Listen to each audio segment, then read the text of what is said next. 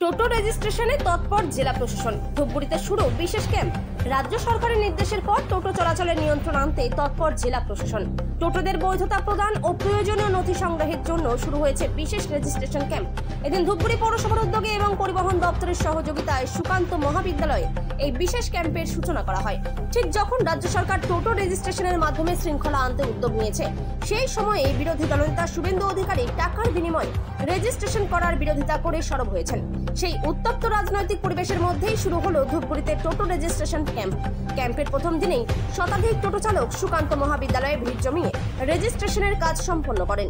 রাজ্য সরকারের তরফে ইতিমধ্যেই সময়সীমা বেঁধে দেওয়া হয়েছে। আগামী 30শে নভেম্বরের মধ্যে টোটো বা ই-রিকশা রেজিস্ট্রেশন বাধ্যতামূলক। রেজিস্ট্রেশনের পর প্রতিটি টোটোর জন্য একটি নির্দিষ্ট নাম্বার দেওয়া হবে, যা বৈধ ছাড়পত্র হিসেবে গণ্য হবে। এই নাম্বার ছাড়া ভবিষ্যতে টোটো রাস্তায় নামতে পারবে না বলে জানানো হয়েছে।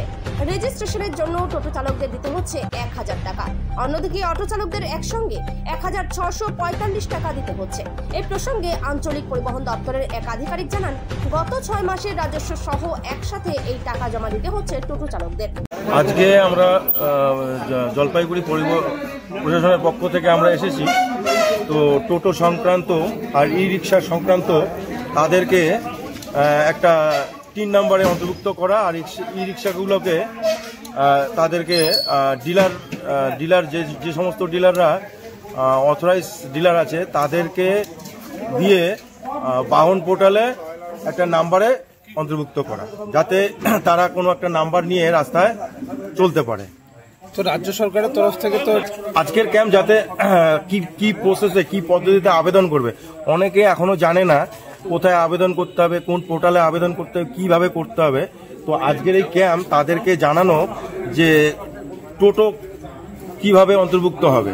তো টিটিএন একটা পোর্টাল আছে, সেখানে আমাদেরকে আবেদন করতে হবে। সেখানে আবেদন করলে কি হবে, 5 থেকে 7 দিনের মধ্যে তারা টিটিএন মানে হচ্ছে টেম্পোরারি টোটো এনরোলমেন্ট নাম্বার, তারা একটা সার্টিফিকেট পেয়ে যাবে। এই সার্টিফিকেটটা ওনারা তখন কি করবে, উইন্ডশিল্ড গ্লাসে চাপায় লাগাবে। তো কিছু ক্ষেত্রে দেখা যায় মতলব এখানে শুধু টিটিএন অন্তর্ভুক্ত হচ্ছে, আর যে সমস্ত টিসিআর ডিলার আছে তাদের মাধ্যমে বাহন পোর্টালে আবেদন করলে তারা ই রিক্সা নাম্বার পেয়ে যাবে। তো বলছিলাম টাকা তো বলেছিল 1000 দেখাচ্ছে পোর্টালে। না, আগেই বলা ছিল 1000 টাকা একটা ফিজ আছে, তারপরে 600 টাকা আর 40 আর 5 টাকা, এই 1645 টাকা লাগবে। রিনিউয়ালের কি ব্যাপার রয়েছে?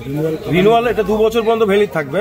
তারপরে ওনাদেরকে এটা 2 বছরের মধ্যে এটাকে রিপ্লেসমেন্ট করে হোক বা স্ক্র্যাপ করে হোক, ওনাকে ডিলারের মারফত নতুন রিপ্লেসমেন্ট গাড়ি নিতে হবে, যেটা বাহন পোর্টালে গিয়ে সেটা ওই টিটিএন নাম্বারের এগেনস্টে একটা রিপ্লেসমেন্ট গাড়ি পেয়ে যাবে, ই রিক্সা। তো বলছিলাম আজকে টোটো চালক এখনো পর্যন্ত যা দেখতে পাচ্ছি মোটামুটি 50 থেকে 60 জন এসে গেছে।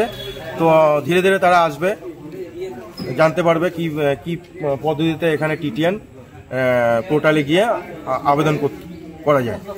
কি লাগছে আবেদন করার জন্য? টোটো টিটিএন এর জন্য লাগছে শুধুমাত্র আধার কার্ড, যেটা মোবাইল লিঙ্ক থাকতে হবে, সেই পদ্ধতিতে তারা করতে পারছে। আর যেটা নেই, ইলেকট্রিক বিল এবং ব্যাংকের অ্যাকাউন্ট নাম্বার দিতে হচ্ছে। এবার যেগুলো ধরুন গাড়ির চেসিস নাম্বার বোঝা যাচ্ছে না, সেগুলো আমরা নীল করে বা এনে করে অ্যাভয়েড করে যাচ্ছি। আপাতত এইটুকুই। আপনার নাম করেছেন? আমি পাপুরা MBI টেকনিক্যাল, জলপাইগুড়ি জেলা প্রশাসনের পক্ষ থেকে। ধন্যবাদ, নমস্কার। দেখতে পাচ্ছেন যে টোটো মাননীয় মুখ্যমন্ত্রী চাচ্ছে যে টোটোর মধ্যে একটা লাগাম হোক এবং টোটোরাও যেন আরটিওর এখতিয়ারের মধ্যে আসে।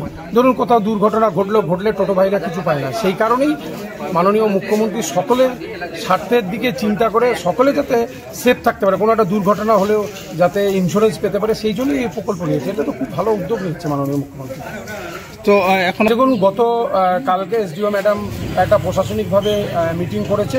তার আগের দিন আমাদের আরটিও অফিসে একটা মিটিং হয়েছে এবং আরটিও সাহেব আমাদেরকে প্রত্যেকটা ব্লক প্রেসিডেন্ট এবং ইউনিটের নেতৃত্বদের ডেকে একটা মিটিং করেছে আধিকারিকদের নিয়ে। আমাদের বলেছে যে অক্টোবরের 30 তারিখ অক্টোবরের 30 তারিখের মধ্যে এই প্রক্রিয়াটাকে শেষ করতে হবে।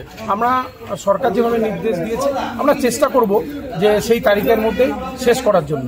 এবং আমাদের গতকালকে এসডিও ম্যাডামের সঙ্গে একটা মিটিং হয়েছে, সেই মিটিংয়ের পরে আজকে ধূপগুড়ি পৌরসভা ধূপগুড়ি শহরে উদ্যোগ নিয়েছে, ক্যাম্প হচ্ছে। আজকে প্রথম দিন আপনারা দেখতেই পাচ্ছেন ভালো সাড়া পড়েছে। অনেকে সমস্যায় পড়েছেন, এটা হয়তো বুঝতে ভুল হয়েছে, কারণ রেজিস্ট্রেশনের জন্য 1000 টাকা এবং ট্যাক্সের জন্য 645 টাকা, এই হচ্ছে 1645 টাকা। এবার দেখা যাচ্ছে এই 6 মাস, তারপরের থেকে 6 মাস কিন্তু আর কোনো ট্যাক্স দিতে হবে না। 6 মাস পরের থেকে যেটা নিয়ম আছে সরকারি গাইডলাইনে সেটা দিতে হবে। আপনার নাম পরিচয়? আমার নাম আলম রহমান, ধূপগুড়ি টাউন ব্লক আইন টুরিস্ট। এটা তো অনেকটাই সুবিধা আমাদের, কারণ হচ্ছে দীর্ঘ 10 বছর থেকে আমরা হচ্ছে রেজিস্টার নাম্বার পাই নাই টোটোর।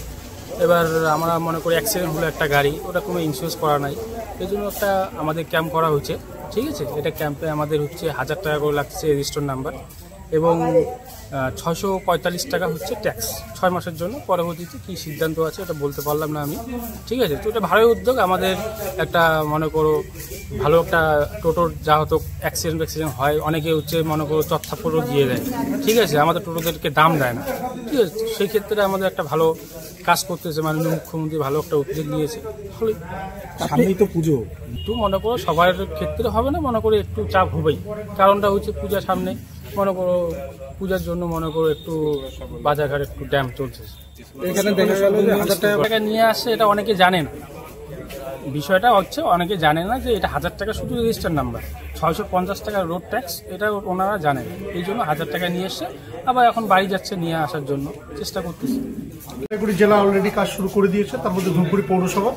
আমাদের গতকাল এসডিও ম্যাডামকে নিয়ে একটা মিটিং হয়েছিল, এমবিআই আরটিও স্যার সবাই ছিলেন, এবং আজকে 1 নম্বর ওয়ার্ডের যারা ইউনিট আছে তাদেরকে দিয়ে আমরা কাজ করছি, শুরু করে দিয়েছি, শুরু হয়ে গেছে। আজকে প্রথম দিন যথেষ্ট সাড়া পড়েছে, যেহেতু বিফোর কালী পুজো।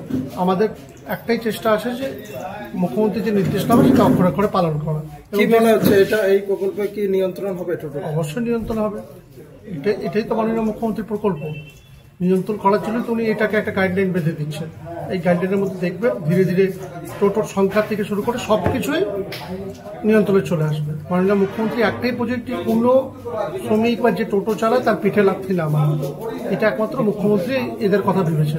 তাই গতকালকে শুভেন্দু অধিকারী এ নিয়ে হুঁশিয়ারি দিয়েছে, টোটো চালক যারা রয়েছে তাদেরকে বলেছেন কোনো রকম ভাবে এই নথিভুক্ত করবেন। আসল কথা, ওনার সমস্যা যাতে সমস্যা তৈরি হয়, উনি চান না যে টোটো ছেড়ে দিয়ে ওনারা চুরি ডাকাতি করুক, এটা ওনার ইচ্ছা।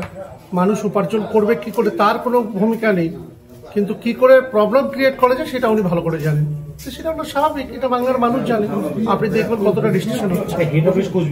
তো বলছিলাম যে এই 600 টাকা আপনার ট্যাক্স, 6 মাসে কিন্তু ট্যাক্স, রেজিস্ট্রেশন 1000 টাকা একসঙ্গে করতে হচ্ছে, একসাথে করতে হচ্ছে। 6 মাসের ট্যাক্সটাও যখন নতুন গাড়ি কিনবেন দেখবেন ট্যাক্স আর কোনো সমস্যা নেই। দেখুন, প্রথম দিন মানুষের একটু সমস্যা থাকে, মানুষ অনেকে জানে না। আজকে মানুষ জেনে গেছে, দেখবেন ধীরে ধীরে করে দিচ্ছে। এরপর এটা তো রানিং হয়ে গেল।